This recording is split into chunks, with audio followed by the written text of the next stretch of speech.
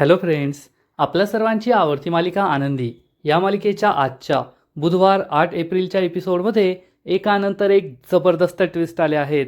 Friends, आबांचे 15,000 रुपये चोरीला गेले आहेत आणि दुसरं तिसरं कोणी नाही तर चक्क चंदनने हे पैसे चोरलेत आणि आनंदीला ही गोष्ट समजली आहे. आनंदी ही चंदनच्या घरी गेली होती तेव्हा तिच्या लक्षात आलंय की हे पैसे चंदनच्या घरी होते. मग आता आनंदी आबांना हे सांगणार का की चंदनने तुम्हाला फसवलंय आणि तुमचे 15,000 रुपये चोरले आहेत. मग या गुन्ह्याची या चंदनला काय शिक्षा मिळणार, आनंदी काय करणार हे जाणून घेण्यासाठी हा व्हिडिओ शेवटपर्यंत नक्की पहा. फ्रेंड्स, आजच्या एपिसोडच्या सुरुवातीलाच वरून आनंदी समोर मैत्रीचा हात पुढे करतो आणि आनंदीला विचारतो, आनंदी माझ्याशी मैत्री करशील का. आनंदीला काय बोलावं ते कळतच नाही, परंतु जी मुलं पर्यटनासाठी आलेली असतात, सगळी ठिकाणं पाहण्यासाठी आलेली असतात, ती वरूणकडे पाहतात आणि आनंदीसुद्धा क्षणभर विचार करते, या वरूणने खरंच माझी मदत केली आहे, हा चांगला मुलगा आहे, याच्याशी मैत्री करायला काहीच हरकत नाही आहे. आणि आनंदी वरूणशी हात मिळवणार, त्याची मैत्री स्वीकारणार. इतक्यात या ग्रुपमधील 2 मुली हसू लागतात. हा हा हा हा हा हा हा हा, पाहिलं का या वरूणला कोणाशीही मैत्री करतोय. हे ऐकून आनंदीला खूप वाईट वाटतं. आनंदी आपला हात मागे घेते आणि वरूणशी काही हात मिळवत नाही. वरूणला खूप राग येतो. वरून या 2 मुलींना जाब विचारतो, हो करतोय मी आनंदीशी मैत्री, तुम्हाला काय प्रॉब्लेम आहे. या 2 मुली खूप चिडतात. वरून या मुलींना ठणकावून सांगतो, मी आनंदीशी मैत्री करतोय, कुणाशी नाही. आनंदी खूप स्पेशल आहे, जिद्दी मुलगी आहे आणि तिच्यासारख्या मुलीशी मैत्री करायला ना भाग्य लागतं, भाग्य. तुम्हाला काय वाटतं, आनंदी येथे टूर गाईडचं काम करतीये, हे काय सोपं काम आहे का. डोळस व्यक्तीसाठी सुद्धा हे काम खूप अवघड आहे, कारण ज्या लोकांना त्या ठिकाणची काहीच माहिती नसते, ऐतिहासिक माहिती, भौगोलिक माहिती, अशी सगळी माहिती त्या टुरिस्ट लोकांना द्यायची असते. त्यांना समजेल अशा भाषेत त्यांना सगळं दाखवायचं असतं आणि त्यांना समाधानसुद्धा वाटलं पाहिजे. पण आनंदीला हे जग दिसत नसताना सुद्धा आनंदी हे काम करतीये आणि किती चांगल्या प्रकारे करतीये हे तुम्हाला सुद्धा कळून आलंय आणि तुम्ही तिच्याबद्दल असं बोलताय, अरे कसल्या मुलीशी मैत्री करतोय ना, हे मला नाही वाटत आहे, मी तर चांगल्या मुलीशीच मैत्री करतोय. तुमच्यासारख्या मुलींशी मी का मैत्री केली ना, आता त्याचं मला वाईट वाटतंय. तुमची लायकी नाही आहे तिच्याबद्दल असं तसं बोलण्याची. या मुलींना सुद्धा आपली चूक समजते. वरून हा आनंदीबद्दल भरभरून बोलत असतो आणि या मुली म्हणतात, सॉरी यार, आम्हाला नव्हतं माहीत, आम्हाला असं वाटलं की आनंदी तर नाटक करतीये की तिला दिसत नाहीये. वरून म्हणतो, नाटक करतीये, तुम्हालाच नीट दिसत नाही वाटतं, ती बिचारी एवढी मेहनत करतीये, खरंच टॅलेंटेड आहे ती आणि तुम्ही तिलाच खोटं ठरवताय. लाज वाटली पाहिजे तुम्हाला, लाज. आणि या मुलींना खूप वाईट वाटतं. आनंदी म्हणते, जाऊ द्या, चला आपण पुढे जाऊया. आनंदी जाऊ लागते, परंतु वरून आणि इतर कुणीच तिच्या मागे येत नाही. आनंदीला हे समजतं आणि आनंदी विचारते, काय झालं, तुम्ही सगळे माझ्या मागे का नाही येत आहात.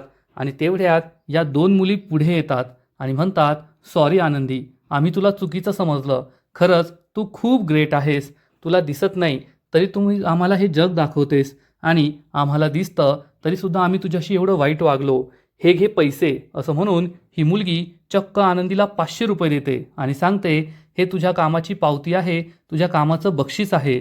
तर आनंदी म्हणते, नाही ताई, मला पैसे नकोय आणि ती चक्क पैसे परत करते.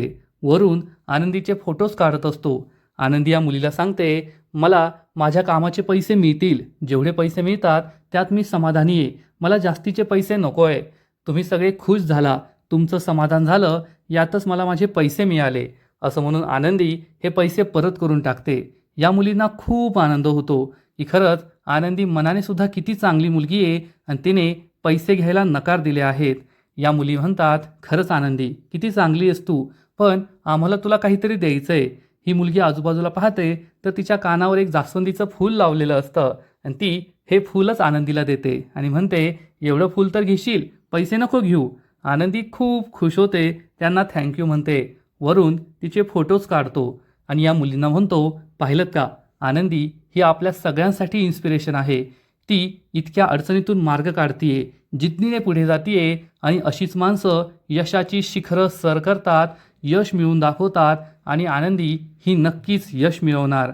आणि आपण सगळे तिच्यासाठी टाळ्या वाजूया, असं म्हणून वरून हा जोरजोरात टाळ्या वाजवू लागतो. या दोन मुली आणि तेथे असलेले सगळेजण आनंदीसाठी टाळ्या वाजवतात.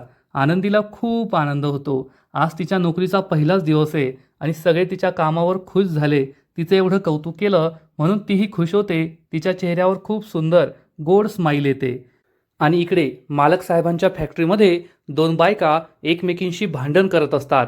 एक बाई दुसऱ्या बाईला म्हणते, ए अगं कसा डाय लावलास हा, असा चुकीचा डाय नाही लावायचा, कपड्याची माती करते की काय.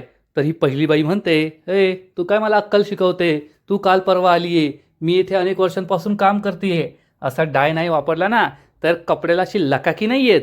आणि त्याच वेळेस युगंधर मालक साहेब कंपनीतून फेरफटका मारत असतात. कामाची क्वालिटी कशी आहे हे तपासत असतात आणि या दोन बायकांजवळ त्या येतात. मालक साहेब त्यांनी केलेल्या डाय कपड्याची क्वालिटी चेक करतात आणि ही क्वालिटी खूप सुमार असते. मालक साहेबांना खूप राग येतो. ते शिर्केला जाब विचारतात, काय शिर्के, असा कपडा आपण विदेशात पॅरिसमध्ये पाठवणार आहोत का? अरे आपल्या येथील लोकच त्याला खाणार नाही, मग पॅरिसमधील लोकांना हा कपडा काय आवडायचा आहे आणि आपल्या कंपनीचं नाव, आपल्या देशाचं नाव तेथे पॅरिसमध्ये जाऊन खराब करायचं की काय. तेवढ्यात तेथे एक सुपरवायझर असतो. तो पुढे येतो आणि म्हणतो, मालक साहेब माफी असावी, परंतु जेव्हापासून आरतीताई काम सोडून गेल्या आहेत ना तेव्हापासून कपड्याला तशी फिनिशिंग नाही मिळत. कपड्याला फिनिशिंग द्यावी ती आरतीताईनेच. आरती म्हणजे आनंदीची मोठी बहीण, जिला मालक साहेबांनी आबांबरोबर नोकरीवरून काढून टाकलंय. आणि हा सुपरवायझर आरतीचं खूप कौतुक करतो की आरतीसारखी फिनिशिंग या कंपनीत देणारा दुसरा कोणताच वर्कर नाहीये. तेथे असलेल्या दोन बायकासुद्धा म्हणतात, हो साहेब, आरतीताईला जितकं भारी काम जमायचं ना त्या आमच्याकडून सगळं काम करून घ्यायच्या, तसं काम या कंपनीत कोणालाच जमत नाही. आणि मालक साहेबांना लगेच आठवतं की काही दिवसांपूर्वीच मी आबांना नोकरीवरून काढून टाकलं होतं आणि त्या दोघी माझ्याशी खोटं बोलल्या, आनंदी आणि आरची. त्याचा राग मी काढला होता. आबा आणि आबांच्या नातीला मी नोकरीवरून काढून टाकलं होतं, हे मालक साहेबांना आठवतं. आणि आता हे सगळे वर्कर आरतीचंच कौतुक करताय की आरतीसारखी फिनिशिंग दुसरी कोणीही देऊ शकत नाही, तसा वर्करच आपल्या कंपनीत नाही, तशी क्वालिटीच मिळू शकत नाही. त्यामुळे मालक साहेबांना खूप राग येतो आणि मालक साहेब म्हणतात, बस झालं, कोणाच्या नसण्याने आपली कंपनी बंद पडत नाही, कामाकडे लक्ष द्या, मला इतर कोणतेही कारणं नको आहे, असं म्हणून मालक साहेब तेथून निघून जातात. आणि इकडे आनंदीच्या घरी आरती केर काढत असते आणि आनंदी घरी परत येते. आनंदीला खूप आनंद झालेला असतो. आनंदी ही आबांजवळ येऊन बसते. आबा विचारतात, काय मग आनंदी, तुझ्या कामाचा पहिला दिवस कसा होता? आनंदी सांगते, आबा खूप छान होता, सगळ्यांना माझं काम खूप आवडलं आणि माझ्या कामाची पावती म्हणून त्यांनी मला हे फूलसुद्धा दिलं. आबांना आनंद होतो. आणि आनंदी सांगते, आबा मी तुम्हाला म्हणाले होते ना की रात्र कितीही गडद असली ना तरी पहाट होतेच, सूर्य उगवतोच. आता हे झालंय ना, मग बाकी सगळं सुद्धा ठीक होईल, सगळ्या गोष्टी जागच्या जागी होतील. आबा म्हणतात, एकदम बरोबर बोलतेस तू. आता मी फॅक्टरीत जातो आणि माझा महिन्याचा उरलेला पगार मिळतोय का, जो हिशोब राहिलाय तो परत मिळतोय का ते पाहतो, असं म्हणून आबा हे फॅक्टरीत जातात. थोड्याच वेळात आबा फॅक्टरीमध्ये पोहोचतात. तेथे अकाउंट्स डिपार्टमेंटमध्ये जातात आणि तेथील साहेबांना म्हणतात, साहेब माझा काही पगार शिल्लक आहे का, तो मिळत असेल तर पहा ना. हा माणूस म्हणतो, अरे आबा काका तुम्ही थांबा, मी लगेच चेक करून सांगतो. आणि हा माणूस आबांचा काही पगार राहिलाय का ते चेक करत असतो आणि सांगतो, नाही आबा, येथे तर काही शिल्लक दाखवत नाहीये, तुमचा काहीच पगार राहिलेला नाहीये कंपनीकडे शिल्लक. आबांना मोठा धक्काच बसतो. आबा विचारतात, असं कसं, माझा पगार कसा शिल्लक नाही राहिला, मी तर काही दिवस येथे काम केलंय ना, मग मला नोकरीवरून काढलं. तर हा माणूस सांगतो, आबा तुम्ही कंपनीकडून कर्ज घेतलं होतं तुमच्या नातींच्या शिक्षणासाठी, घर खर्च चालवण्यासाठी, आजारपणासाठी, आणि तुमचा जो उरलेला पगार होता ना तो त्या कर्जाच्या हप्त्यात जमा झालाय. हे ऐकून आबांना मोठा धक्काच बसतो. आबा म्हणतात, खरंय साहेब तुमचं, मी खरंच कंपनीकडून कर्ज घेतलं होतं आणि त्या कर्जाचा हप्ता माझ्या पगारातून कट होत होता, म्हणून माझा या महिन्याचा पगारसुद्धा कट झाला आहे. तर हा माणूस सांगतो, आबा जे झालं ते वाईट झालं, तुम्हाला नोकरीवरून काढून टाकलं याचं दुःख आम्हालासुद्धा आहे, पण तुमच्या कर्जाचा हप्ता वाढतोय, चक्रवाढ व्याज आहे, हळूहळू कर्जाचा डोंगर वाढत जाईल, त्यामुळे तुम्ही लवकरात लवकर पैशांची सोय होते का ते पहा, हे कर्ज भरून टाका, नाहीतर तुमचं कर्ज आणखीनच वाढत जाईल. आबा म्हणतात ठीक आहे, पाहतो मी. असं म्हणून आबा हे तेथून बाहेर निघतात. आबा फॅक्टरीमध्ये येतात, पण त्यांच्या डोक्यात तेच फिरत असतं की कर्जाचा डोंगर वाढत जातोय. आबांनी त्यांच्याजवळ त्यांची एक पिशवी आणलेली असते आणि या पिशवीमध्ये त्यांच्याकडे 15,000 रुपये असतात. घरात शिल्लक असलेले 10,000 आणि शकुंतलेला विकून जे 5,000 रुपये आले आहेत असे पूर्ण 15,000 रुपये असतात. आबा हे पैसे मोजतात आणि पैसे पाहून त्यांना असा विचार येतो की आपण जर हे 15,000 रुपये कर्जाच्या हप्त्यात भरून टाकले तर कर्ज वाढणार नाही, कर्जाचा डोंगर वाढणार नाही. पण त्याच वेळेस चंदन आबांना पाहतो आणि आबांकडे एवढे पैसे आहेत हे पाहून त्याचे डोळेच फिरतात. चंदन हा आबांजवळ येतो आणि विचारतो, काय व आबा, हे कसले पैसे? तर आबा सांगतात, अरे बाबा, कर्जाचे पैसे. कर्जाचा हप्ता वाढत चाललाय, चक्रवाढ व्याज आहे, म्हणून एवढे 15,000 रुपये भरून टाकावेत असं वाटत होतं. त्याचाच विचार करत होतो. आणि मग चंदन हा आबांना फसवण्याचा प्रयत्न करतो आणि म्हणतो, आबा, तुम्हाला नोकरीवरून काढून टाकलं ना, हे मला बिलकुल आवडलेलं नाही आहे. मी तर ठरवलं होतं मालक साहेबांच्या केबिनमध्ये जायचं आणि त्यांना जाब विचारायचा की तुम्हाला नोकरीवरून कसं काढलं? अरे तुम्ही आबांना नोकरीवरून काढलंय. आबा कोण आहे? 35 वर्षांपासून ज्यांनी या कंपनीसाठी रात्रंदिवस एक केला, ज्यांनी रक्ताचं पाणी करून या कंपनीला मोठं केलं, त्या आबांना तुम्ही काढता? तुमची हिंमतच कशी होते? मी तर कंपनीत कामच बंद करणार होतो, पण मी स्वतःला सावरलं आणि मग विचार केला आधी तुमच्याशी बोलून पाहावं, म्हणून मी काही केलं नाही. आबा म्हणतात, जाऊ दे पोरा, आता जे झालं ते झालं. तर चंदन म्हणतो, ठीक आहे आबा, तुम्ही एक काम करा, हे 15,000 रुपये ना माझ्याकडे द्या. असं म्हणून चंदन आबांच्या हातातून ते 15,000 रुपये घेऊन टाकतो आणि म्हणतो, मी ना हे पैसे जमा करून टाकतो साहेबांकडे आणि मग साहेबांना विनंती करतो की आबांना पुन्हा नोकरीवर घ्या. आबांची चूक झाली, त्यांना माफ करा, त्यांच्यावर असा राग धरू नका. आबा विचारतात, खरंच असं होईल का? मालक साहेब ऐकतील का? तर चंदन म्हणतो, आता चंदन बोलल्यावर कोण नाही ऐकत? हा चंदन आहे चंदन, जेवढा घासला तेवढा जास्त सुगंध देतो. आणि आबांना वाटतं खरंच चंदन माझं काम करेल. आबा म्हणतात, ठीक आहे पोरा, तू साहेबांकडे हे पैसे जमा कर आणि साहेबांना माझ्या नोकरीविषयी बोल. चंदन म्हणतो, ठीक आहे, जा तुम्ही आता. आबा त्याच्याकडे पैसे देऊन टाकतात आणि तेथून निघून जातात.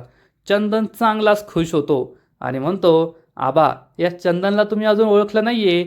चंदन आहे मी चंदन, जेवढा घासला तेवढा सुगंध देतो. आणि चंदन या पैशांचा सुगंध घेतो आणि पैशांची सोय झाली म्हणून खूप खुश होतो.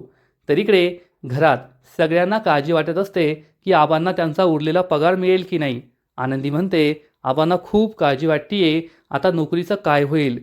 तर आरती सांगते, तुम्ही काळजी करू नका, आबा घरी आले की आपण त्यांना एका जागी बसू आणि त्यांच्याशी मस्त बोलूया. तर आनंदी विचारते, आरतीताई, माझ्या नोकरीचं झालं, पण तू वैशालीताईकडे तुझ्या नोकरीबद्दल बोलली होती, ते साडी डाईंगचं काम, त्याचं काय झालं? तर आरती म्हणते, अगं वैशूताईला सांगितलंय ना, तिला सांगितलं म्हणजे काम झालंच म्हणून समज. आणि तेवढ्यात वैशूताई तेथे येते आणि म्हणते, होय आरते, तुझं काम झालंय. येथून 2 गल्ल्या सोडूनच एक दुकान आहे, तेथे तुझ्यासारखाच कामगार त्यांना हवा होता, तुला साडी डाईंगचं काम मिळालंय. आरतीला खूप आनंद होतो. आरती वैशाली ताईला साखर खायला देते आणि म्हणते, चल तुझ्यासाठी मी चहा बनवते. तर वैशाली म्हणते, अगं नाही गं, आता तुझे चंदन भाऊजी येत असतील, मला त्यांच्यासाठी चहा पाणी बनवायचं आहे, मी जाते, संध्याकाळी तुला मी पत्ता देईल बरं का. असं म्हणून वैशाली तेथून जाते. घरातील सगळ्यांना खूप आनंद झालेला असतो. आणि इकडे वैशालीचा नवरा चंदन हा त्याच्या घरी परत येतो. चंदन हा आबा आणि आनंदी यांचा शेजारीच असतो. चंदन घरी पोहोचतो आणि अतिशय माजुडा असतो, जसा कंपनीत तसा घरी, आणि बायकोचा खूप छळ करत असतो. चंदन म्हणतो, ए वैशे, चल पाणी दे, वैशे वैशे, अशा 2-3 वेळेस तो हाका मारतो. वैशाली धावत पळत येते, चंदनला पाणी देते. चंदन हा सोफ्यावर मस्त टांगा पुढे करून बसलेला असतो, हात पुढे करायची सुद्धा तसदी तो घेत नाही. वैशाली घाबरून त्याला पाणी देते आणि चंदनने जो शर्ट काढून फेकलेला असतो, वैशाली तो शर्ट पाहते आणि विचारते, काय हो, आज सकाळीच तुम्हाला हा शर्ट मी धुवून दिला होता, शर्ट इतका कसा काय मळला अर्ध्या दिवसातच? तुम्ही फॅक्टरीतच गेले होता की दुसरीकडे कुठे गेले होता? चंदनला खूप राग येतो. चंदन चिडून म्हणतो, ए, तू मला जाब विचारते का? लायकीत राहायचं, मला नाही प्रश्न विचारायचे. वैशाली खूप घाबरते आणि गप्प बसते. वैशाली चंदनचा शर्ट चेक करते, तर शर्टच्या खिशामध्ये चक्क आबांचे 15,000 रुपये असतात. हे पैसे पाहून वैशालीला धक्काच बसतो. वैशाली विचारते, अहो, इतके पैसे तुमच्याकडे? चंदन म्हणतो, वय, माझ्या मेहनतीचे पैसे येते. वैशाली म्हणते, तुमच्या मेहनतीचे पैसे आणि एवढे? तुम्ही कुठे डल्ला तर नाही मारला ना? चंदनला खूप राग येतो. तो चिडून म्हणतो, ए वैशे, तोंड सांभाळून बोल. चंदन आहे मी, चंदन. डल्ला बिल्ला मारत नाही. माझ्या मेहनतीचे पैसे येते. वैशाली विचारते, तुमच्या मेहनतीचे पैसे? पण आज सकाळी मी तुम्हाला किराणा माल आणण्यासाठी सांगितलं, तर तुम्ही म्हणाला माझ्याकडे पैसे नाहीये. मग अचानक एवढे पैसे तुमच्याकडून कोठून आले? चंदनला खूप राग येतो. चंदन उभा राहतो. वैशाली घाबरते. चंदन वैशालीजवळ येतो आणि चक्क वैशालीच्या सणसणीत मुस्काटात मारतो. वैशाली खालीच पडते. चंदन चिडून म्हणतो, लायकीत राहायचं, जास्त प्रश्न विचारायचे नाही. नवरा आहे मी तुझा, त्यामुळे मला प्रश्न विचारलेले आवडत नाही. नाहीतर तुला गाडींना तरी कोणाला कळायचं नाही. असं म्हणून चंदन हा आतमधील खोलीत निघून जातो. वैशालीला खूप वाईट वाटतं. ती रडू लागते. चंदन कपडे बदलून येतो. वैशालीला विचारतो, माझी मफलर कुठे आहे? मफलर दे लवकर. वैशाली घाबरून आतमध्ये जाते. चंदनला मफलर आणून देते. चंदन गळ्याभोवती मफलर गुंडाळतो. वैशाली घाबरून खालीच पाहत असते. चंदन तिला वॉर्निंग देतो, लायकीत राहायचं, नाहीतर मी तुला सोडणार नाही. चंदन घराबाहेर निघून जातो. वैशाली खूप दुःखी होते आणि ढसाढसा रडू लागते. वैशाली टेबलजवळ येते, तर चंदन हे आबांचे 15,000 तेथेच विसरून गेलेला असतो. वैशालीला प्रश्न पडतो, चंदनकडे एवढे पैसे येणं शक्य नाहीये. मग हे पैसे कुणाचे असतील?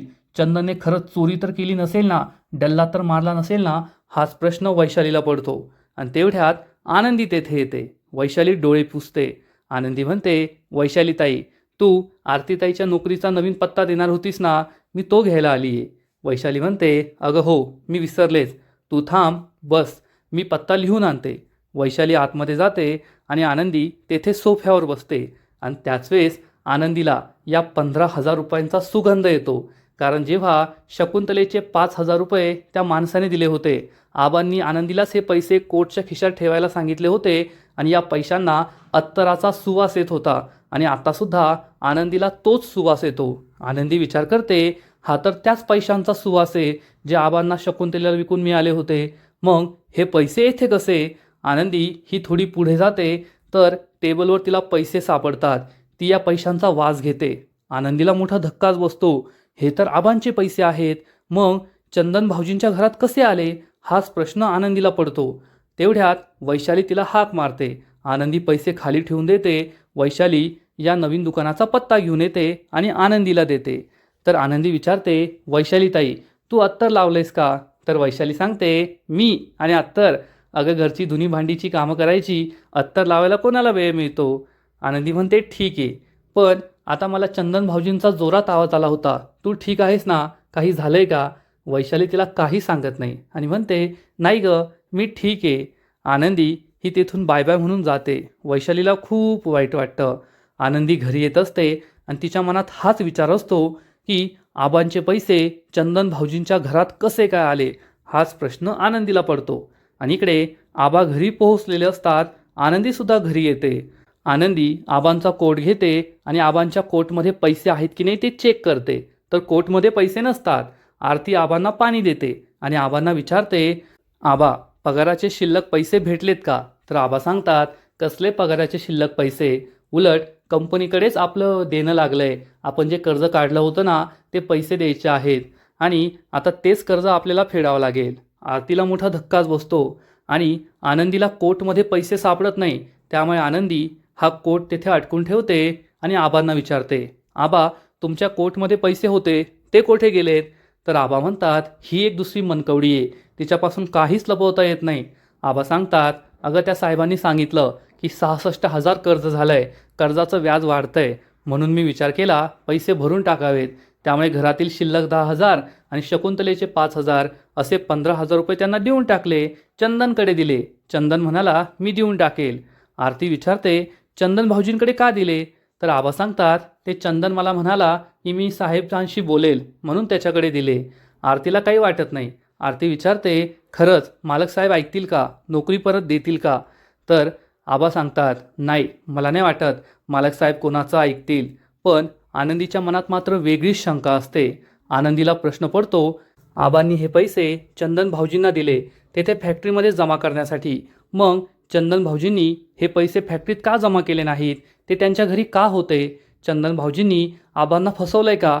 हाच प्रश्न आनंदीला पडतो. मग आता आनंदी आबांना हे विचारणार का, हे सांगणार का? हे पाहणं खूप इंटरेस्टिंग असेल. आणि आजचा एपिसोड येथेच संपतो. फ्रेंड्स, आनंदी मालिकेचा आजचा एपिसोड खूप भारी होता. आनंदीची हुशारी ही दिवसेंदिवस वाढतच चालली आहे. पण आबांना चंदनने 15,000चा गंडा घातलाय हे आनंदी शोधून काढेल असंच वाटतंय. आजचा एपिसोड तर भारी होता, पण या मालिकेचा पुढील एपिसोड आणखीन भारी असणारे, आणखीन मोठा ट्विस्ट येणारे. मग नेमकं घडणार तरी काय? तर फ्रेंड्स, आनंदी मालिकेच्या पुढील एपिसोडमध्ये आपण पाहू की आबांना समजणार की चंदनने त्यांचे पैसे जमा नाही केलेत. त्यामुळे कर्ज फेडण्यासाठी आबा चक्क स्वतःच्या घराचा लिलाव करणार, घर विकायचं ठरवणार. सगळेजण त्यांना थांबवण्याचा प्रयत्न करतील, पण आबा म्हणतील की लोकांचं कर्ज डोक्यावर घेऊन जगण्यापेक्षा हे घर विकलेलं बरं. आनंदी खूप दुःखी होईल. या घरात तिच्या आईचे शेवटचे दिवस गेलेले असतील आणि या घरात तिला तिच्या आईचा सहवास जाणवत असेल. त्यामुळे आनंदी खूप इमोशनल होणार. परंतु आबा हे घर विकण्यावर ठाम असतील आणि घराच्या पेपर्सवर ते सह्या करणार. इतक्यात मालक साहेब तेथे येतील. आता मालक साहेब तेथे कशासाठी आले हे तर पुढील एपिसोडमध्येच कळणार आहे. तर फ्रेंड्स, तुम्हालासुद्धा आनंदी ही मालिका आवडते का? नक्कीच कमेंट करून सांगा. आणि आनंदी मालिकेचे असेच नवीन नवीन एपिसोड, नवीन नवीन अपडेट सर्वात आधी पाहण्यासाठी व्हिडिओला लाईक करा, शेअर करा, चॅनलला सबस्क्राईब करून बेल आयकॉनवर क्लिक करा. म्हणजे या मालिकेचे नवीन नवीन एपिसोड तुम्हाला सर्वात आधी पाहायला मिळतील. खूप खूप खूप धन्यवाद.